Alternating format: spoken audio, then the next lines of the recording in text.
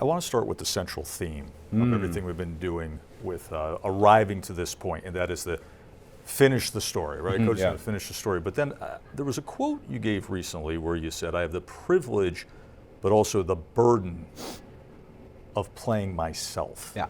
Describe that burden for those of us that don't understand the inner workings of what that means. Well, the suspension of disbelief with pro wrestling and sports entertainment, right? Yeah. If you're playing Doink the Clown, or when I was doing Stardust, or just a character that's very far removed from you, the effect it has on you, what you do in the ring, lessens a great deal. When you go to your car, when you go to your back to your home. The most successful I've been is with this return to WWE, and that's been, as myself, the character of the American Nightmare shares more of a name, but then also the story we've been telling from when I came back and the Raw right after, talking about what I specifically wanted. That's just a kid who was dreaming out in the open, and that's why WrestleMania 39 was so difficult, and that's why that's where the burden comes from. It's the privilege as well. I don't want to be anything other than me. I've been things other than me, and it doesn't work, but it's a burden as well. But the other side of it is somebody who consumes the product is you can feel this relatability to it, right? You pick up on that? Well, I think the fans feel that you're very relatable because of your authenticity with this storyline? I actually would say yes, in terms of the relatability, and one of the things that maybe is a good metric or something that sticks out to me is if you look at me for the first time on television, you would assume I am the bad guy. Bleach blonde hair, always in a suit. I'm not trying to dress down. You would assume that I'm the villain. I am the heel. And if you watch the product and you come to a show, you find out very quickly, like, oh no, it's not that. Which, although my story may be relatable, it may not be relatable. Who knows? I think they find me as the person. Was that me? Yep. They find me as the person relatable. How you feeling? There's a lot on you. How you holding up? I think what's on pressure-wise more than finish the story, more than the story of Dusty Rhodes and the title he held but didn't win and wanting to win it for him. For me, more really what's on the line is this is 40 years of WrestleMania. 40 years. Anyone who's watched a single WrestleMania understands what it is to us, what it means to wrestling fans. It's a holiday. It's an excursion. We've always said the Super Bowl because it's the most comparable thing. And as WWE's grown and its footprint's gotten bigger, it really does. Having had been to some Super Bowls, it really does have a very similar energy. Knowing that this is 40 years and that this tag match is the biggest tag match the company's ever done, that's where the pressure really is. Is if somebody who had watched like WrestleMania 10 and saw Bret Hart or something win against Yokozuna, and they're like, I'm going to jump back in. What's all the hype about? Rock's back, whatever. And they jump back in. We have to execute. We have to deliver. I am fully aware of the pressure of the story, not being able to challenge Roman Reigns again if I don't win, the tag match, The Rock versus me, and that whole dynamic that's just kind of organically popped up in our face. But more than anything, I feel the 40 years of WrestleMania pressure because I've watched every WrestleMania. I love WrestleMania. That's what I do on my bus. Just curious, your first flash memory, because you mentioned WrestleMania. It was one Caesar's Palace. WrestleMania 6. Okay, that's your first flash memory. Toronto. It's the first memory of all ever. I believe it's WrestleMania 6, but just being put down on the mat and then being picked up and seeing the turnbuckle pad, the yellow and the blue. And I think my dad wanted me to know how hard the ring was. That was my first memory. So a WrestleMania. And my daughter too, from her first experience ever at my job was coming last year to WrestleMania, so that's what she assumes I do for a living. Right. If you ask her where did I go, she says every week, WrestleMania. So, okay, sure, yeah. But the origin story and the seed that is planted even goes further back than that for you. And I know you say your guy goes on YouTube. I imagine that if you think about the origin story, you think a lot about mid-1970s, Madison Square Garden, Billy Superstar Graham. Is that really where you say foundationally what the drive is here? Oh, I mean, that's the story we're looking Right. to finish. But Right. I kind of would, I guess, peel it back a little bit to say it was something I wanted to do. The goal was to hand it to my dad, this title that he won but didn't win. And, oh, look, we got it, as a family. After time, passes on and he had passed away, the goal shifted a little bit to, if anyone can understand this, and I think they can, to almost a competitiveness. Here he is, like, okay, surrounding the ring is Paul Heyman, who my dad gave his first break in the industry. Yeah. Then there's Seth Rollins and Roman Reigns, two of his kids from NXT, who he Right. helped provide their characters and some growth for them. Then there's The Rock, who's my dad was partners with his dad, Rocky Johnson, and families ate dinner together, and all of this. When you want your own, right? And I love being the son of Dusty Rhodes, but if I ever got to see Dusty Rhodes again and I could tell him, hey, I won the WWE Championship, that would just feel so good. Mm-hmm. Just like last year, main eventing WrestleMania is as hard as getting elected president, it feels like. The fact that we're doing it again, I'm as lucky as anyone has ever been. Does this feel different in terms of the build to this? Because just as an observer and somebody that's, this thing feels like it has crossed over mainstream in such a big way. Does it feel, are you too much in the eye of the hurricane, or do you sense that as well? I think I'm in the eye of the hurricane, and I want to think we've done 2 years of record business. I want to think that this was the driving force to where we are now. But I'd be lying if I said that a portion of this doesn't have to do with The Rock. Mm-hmm.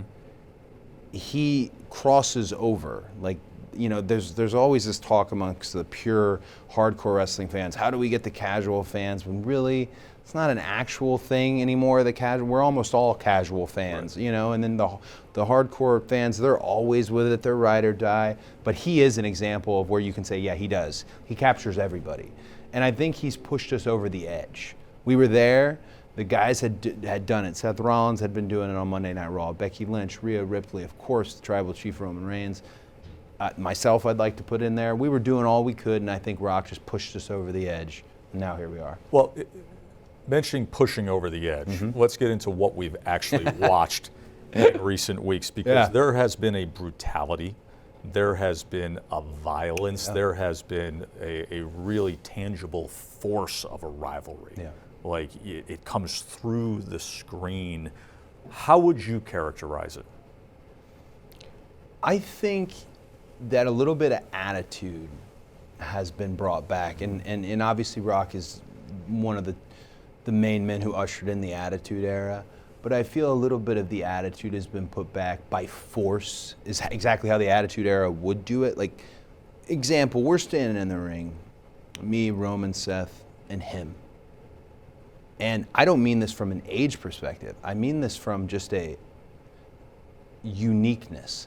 I thought I was looking at a dinosaur because he's so different from everyone in our locker room. Not just the size and not just the clothes. He was, the final boss has developed, and I think the final boss has brought that grit and that attitude. And the only way for it to work for anyone other than him is you have to step up to that level. You have to get on the level. That's what the greats do. They bring you up, you get up to the greats. And I don't mind swinging for the fences by any means. And it's been a very different build than anyone anticipated. Yeah. So you didn't see it, you didn't expect this kind of build. This has even surprised you. I didn't. I was confident I could get back to WrestleMania 40, which is an insane confidence because it's a year. Really, come on. The attention spans are so short. My own attention span is so. It's a year. Can we really do it? And right there at the finish line, we decided, nope, we can't. Rock's going to come in. I was actually with you backstage that week. Yeah. We were back near catering one day. We had a conversation for about 10 minutes. And I remember you said to me, you said, hey, listen, things are going in a certain direction here. And we had a conversation, and then comes this force of nature from the fans. Yeah. Right? This revolt of sorts, a movement. Unbelievable. Yeah. Right? A movement. And the We Want Cody stuff just never, and it couldn't be denied. Yeah. What was your reaction to that reaction when that happened? I was adamant after Birmingham, where I had said I will not wrestle Roman and Rock's gonna wrestle Roman, that I wasn't gonna say anything. I don't want to pretend that I like this, but I also don't want to sour grapes. I don't want to whine. I'd even had Roman's voice in my ear because he asked me before WrestleMania 39, hey, what happens if you don't win? Are you gonna quit again? Yeah. Right? And that one always stuck with me because it is a real answer, like a real question, and it needed to be answered. So I did nothing. And that's one of the most blessed things ever, is that I did nothing and they did everything. I never once put the hashtag "We Want Cody out." I never did it. Never. Yeah. I just let it be. And this WrestleMania, again, back to the 40 years, I was telling them earlier today on Pat's show, it's a gift. This is just a gift to sports entertainment and pro wrestling fans. This whole 2 nights plus everything else going on, it's just a gift. And for me, that's the gift that I want to give them because of what they've given me. We're very deep into this conversation, and we have not spent a lot of time in discussing Roman Reigns, which is very odd. You're going into it because Rock, you, sure. The two of you have really taken a lot of the shine here in the build. Roman's title reign has not come without criticism. Mm-hmm. You yourself have pointed to his lack of frequency and activity. If Sunday night goes the way you intend for it to go, what kind of champion will you be? I had said I'd like to be a champion who's present, and what I mean to kind of extrapolate on that just present, whereas Roman was not frequently there, is I want to wrestle on Monday Night Raw, and I want to wrestle on Friday Night SmackDown, and I want to be a champion like the champions that I grew up loving. And I mean, it's a myriad list, but guys like Terry Funk, guys like Nature Boy Ric Flair, guys like The Rock, guys like Triple H. Just that championship defines the company and who's holding it. And I use the term all the time. This is really how I feel, is I have wanted to play quarterback my entire career, and I have played backup quarterback. I've got in for a few series. I've even maybe played a full game as a starter, but I've never been the number one. And everyone in this match has, other than me. So it's that's what I really want to be. There's a reason my hero is Tom Brady, for example. You know, the worst of combines and someone, you know, 4th string, whatever it was, and then works his way all the way up. We're there. We're at that moment. And again, none of it matters if we don't execute, but I feel we execute. Listen, you've been on a tear of activity, and you've been very present. You've been serving the fans. You've been very, very active. And then you have a huge weekend. How do you manage it all when you know what's going to be asked of you Saturday night, then knowing the biggest moment of your career comes Sunday night? Just to give us a sense of training, both mentally, physically, for your ability to then perform at that level back-to-back nights. Well, first off, you can't let the WrestleMania week defeat you. You will probably talk to some people today who it might have defeated them. So much goes into this.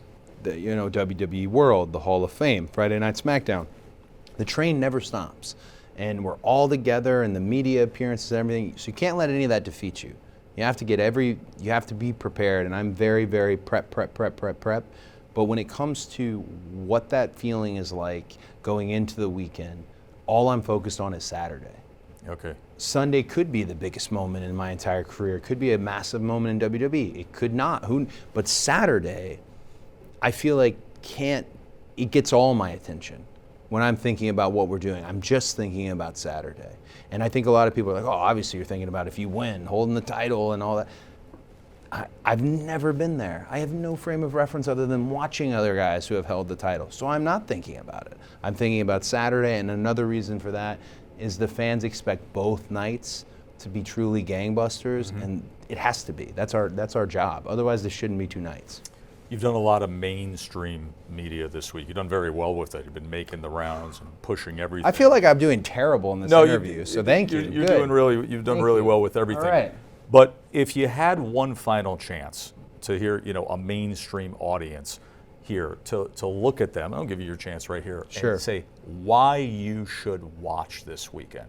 What is the reason why? What's the hook to put in the mouth that reels them in? Why someone should watch WrestleMania 40 is because everybody knows what pro wrestling is, or at least they think they know what pro wrestling is. And if you're someone who's not put your toe in the water in quite some time, if you watch a WrestleMania, all these preconceived notions out the window. The grandeur, the beauty, the big daddy of them all, the showcase of the immortals, it all makes sense the first time you see a WrestleMania moment right in front of you. And in addition to that, this is everything on the table, all in, every chip, every card, because this is everyone's collective energy. Your entire locker room, everyone in this room who works for WWE, everyone in the locker room. This is our collective energy meeting the fans' collective energy. I could say it's the Super Bowl of pro wrestling, but in my heart, growing up in the industry, I think it's bigger than anything out there. And you represent the industry so well. It's great to spend time with you. Thanks, my man. On the eve of such a huge weekend. Thank you. Cody Rhodes, best of luck this weekend. Thank you very much.